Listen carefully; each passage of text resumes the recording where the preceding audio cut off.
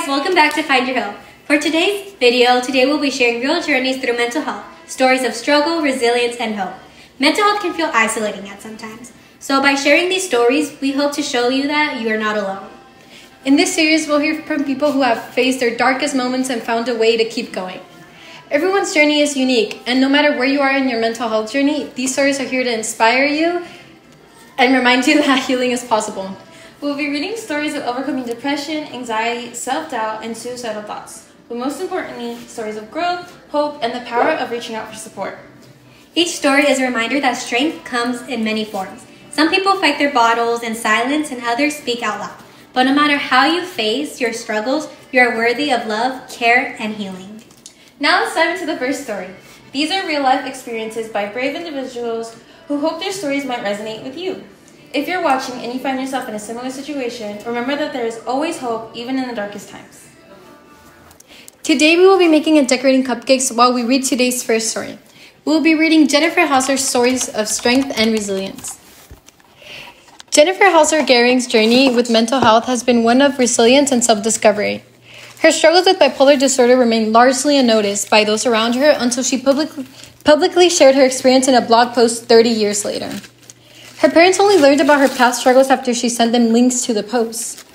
When her father questioned where he had been in 1983, she candidly responded, "I don't know, where the hell were you in 1983? Throughout her life, Jennifer has faced numerous challenges, including multiple suicidal episodes. She had lived with bipolar disorder, a condition that profoundly impacted her early adulthood.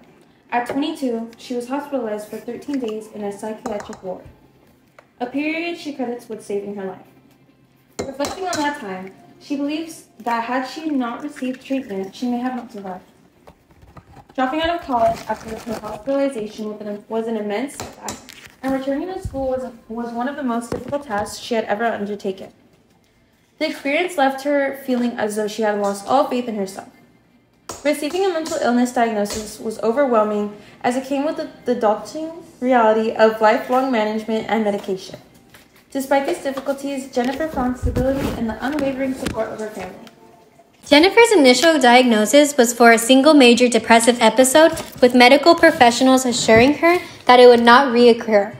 She was placed on medication for a year, yet just 8 months after stopping, she found herself back in the hospital. The moment she returned to counseling and psychiatric services was particularly devastating.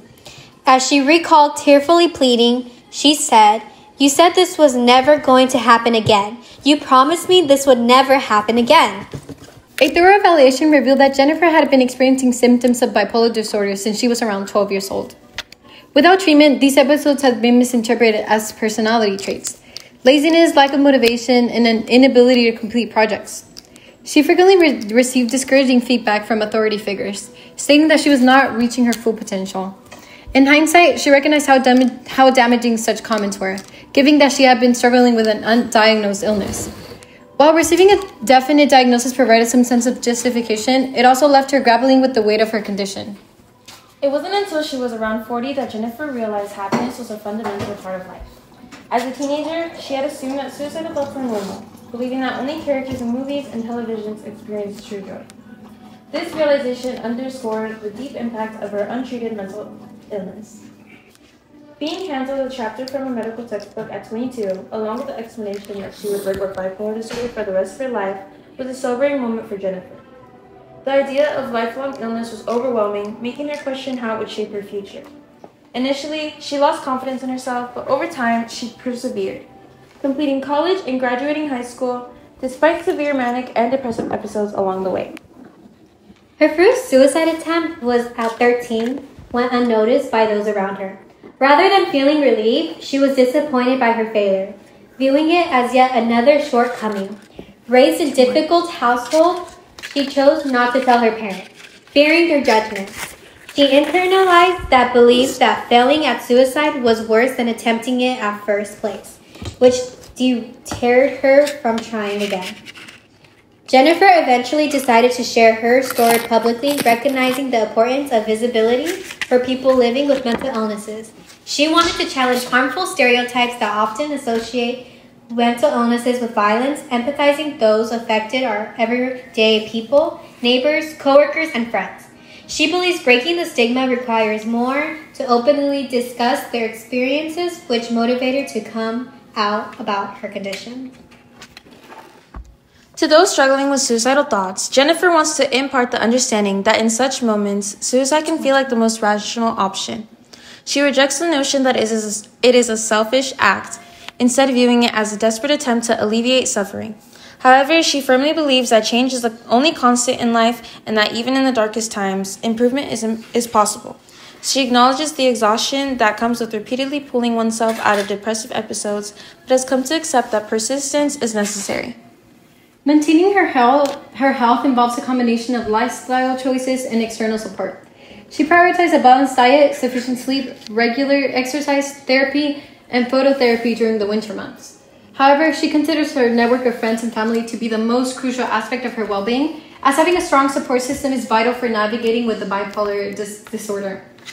When asked if suicide remains an option, Jennifer candidly admits that while she is currently in a stable place, her perspective could shift in the future.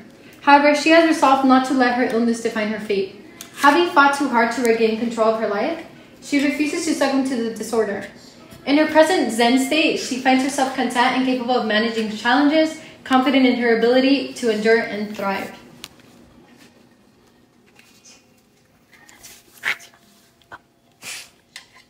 Thank you to Jennifer for allowing us to read and share such a personal part of their journey. It takes a lot of courage to open up, and we hope it reminds you that even when things feel impossible, there's always hope for a better tomorrow.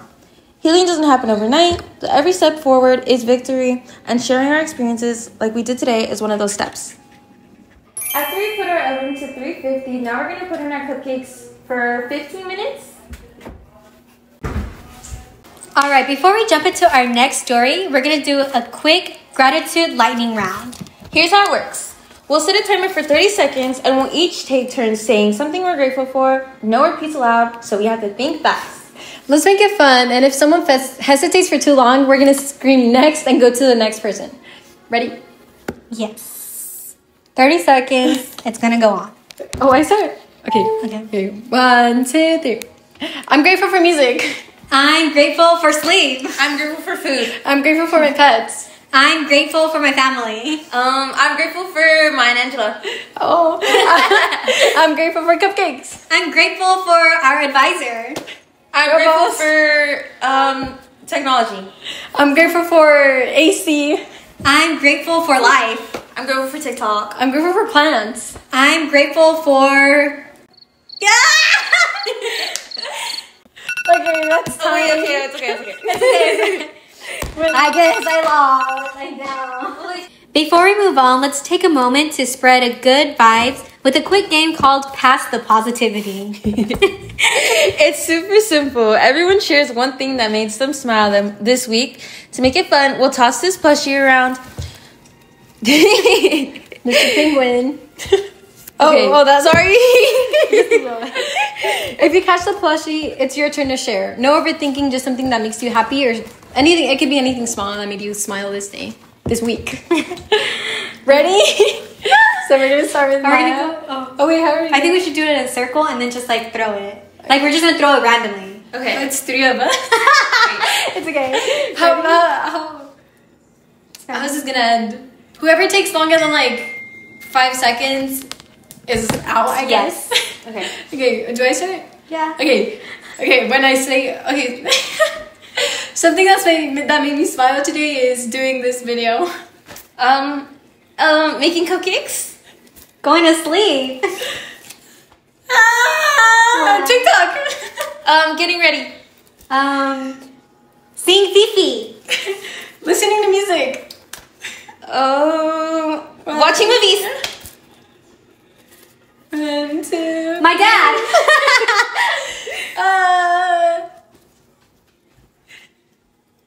Red Bull.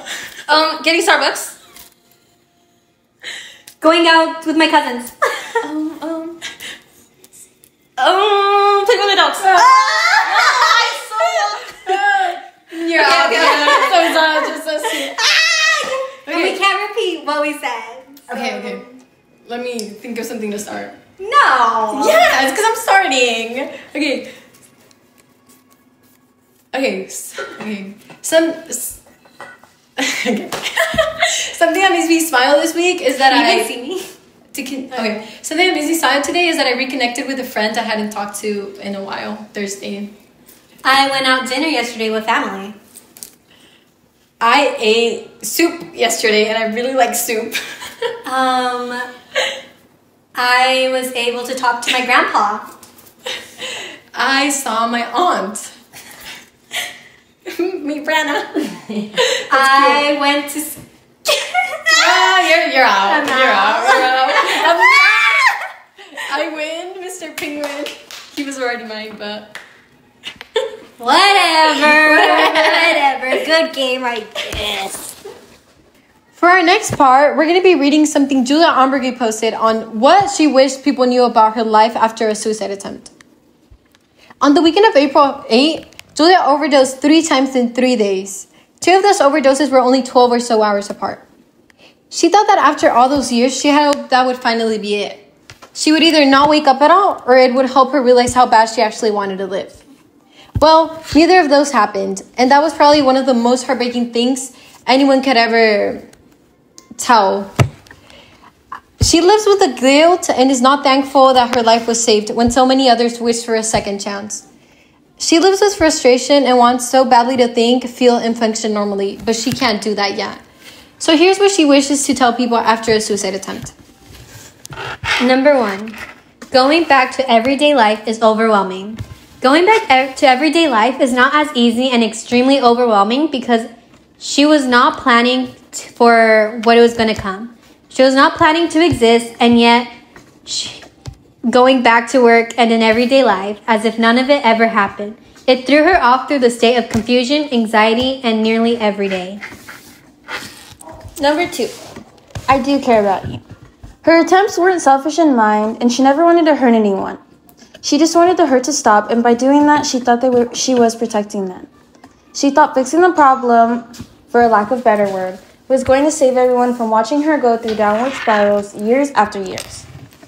And 3, I do hope for recovery, but it won't be quick or easy.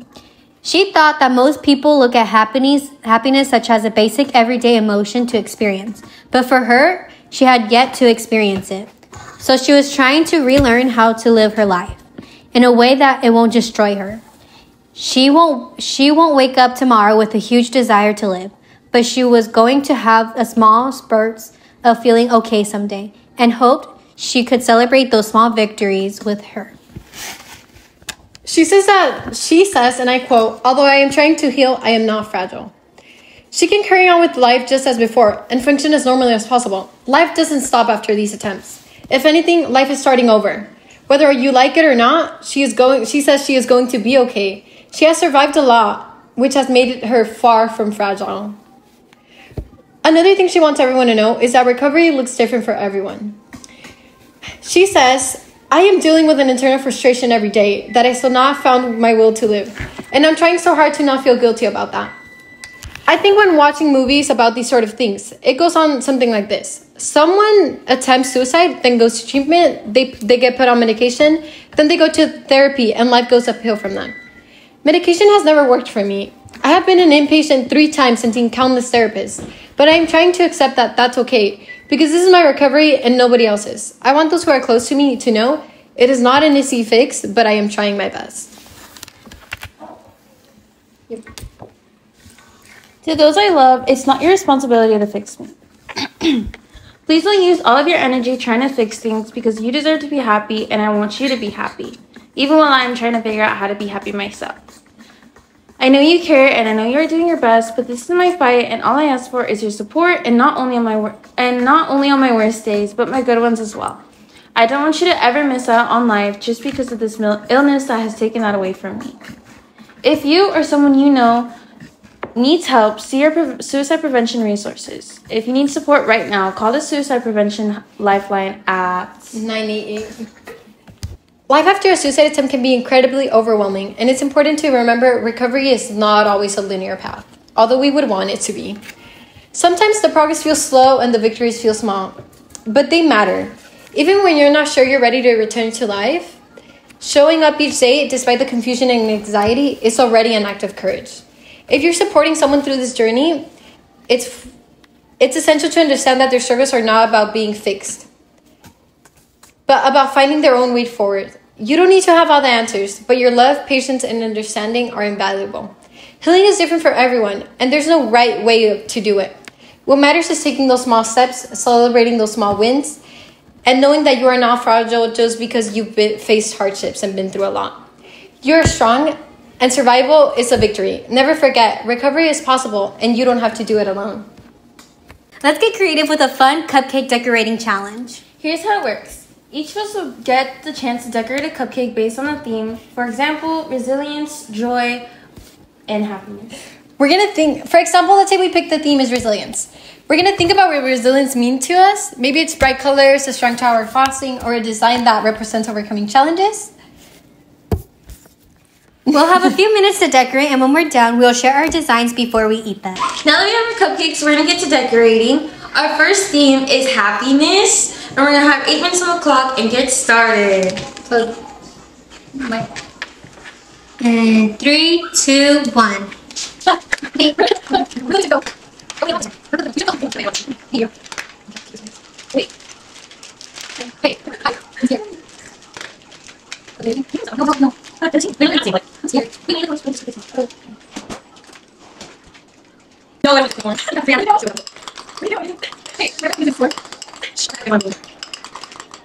That's so weird. I'm not putting video. I didn't know you were doing this. Why are you recording?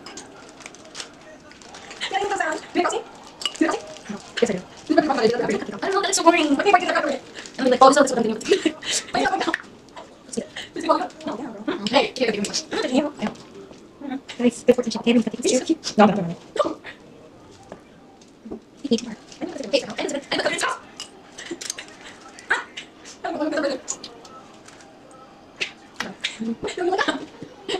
you don't know what's going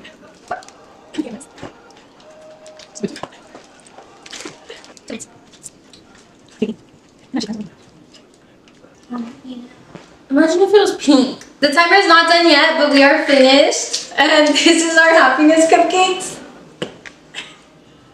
Our most happy person. Let's see the cupcake. Oh. Imagine it pink. Okay, let her explain. Why is this happiness? Happiness. What happened? Nose. Well, what about you? Here's mine. Why is that? Why does that represent happiness to you? Because it's yellow, and yellow brings me... Yellow is just like a happiness color to me. I feel like because yellow is bright and like a sun. So I made the whipping cream yellow, and then I put sprinkles because it gives off party vibes, like confetti, like... And I feel like party is happy time, so... And googly eyes because it's silly, and silly also is like happy. This is my happiness. Oh. Oh, he has a lot of sprinkles because who doesn't like sprinkles, right? He has a face that's making a little silly. Because that is really silly. And like Maya said, that is happiness. There's not really much to it. Like, do you see him? Is he not happiness? This is for the happiness cupcakes. For our final theme, we're gonna do sadness. So let's get started. 5 minutes.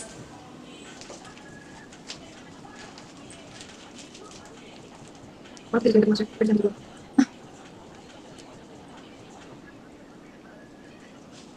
what? Monster? Oh, it's a monster.